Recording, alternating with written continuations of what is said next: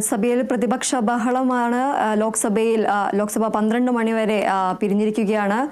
മറ്റു വാർത്തകൾ നോക്കാം. മൂവാറ്റുപുഴയിൽ സ്കൂൾ ബസിന് പിന്നിൽ ടോറസ് ലോറി ഇടിച്ച വിദ്യാർത്ഥികൾക്ക് പരിക്ക്. മൂവാറ്റുപുഴ വിമലഗിരി ഇന്റർനാഷണൽ സ്കൂളിലെ ബസിന് പിറകിലാണ് ടോറസ് ലോറി ഇടിച്ചത്. സ്കൂൾ വിദ്യാർത്ഥികളുമായി പോവുകയായിരുന്ന വാഹനത്തിന് പിന്നിലേക്ക് വേഗതയിലെത്തിയ ലോറി ഇടിച്ചു കയറുകയായിരുന്നു. അപകടത്തിൽ പരിക്കേറ്റ 20ഓളം വിദ്യാർത്ഥികളെ ആശുപത്രിയിൽ പ്രവേശിപ്പിച്ചു. ആരുടെയും പരിക്ക് ഗുരുതരമല്ല. നാട്ടുകാരാണ് വിദ്യാർത്ഥികളെ സമീപത്തുള്ള സ്വകാര്യ ആശുപത്രിയിൽ പ്രവേശിപ്പിച്ചത്.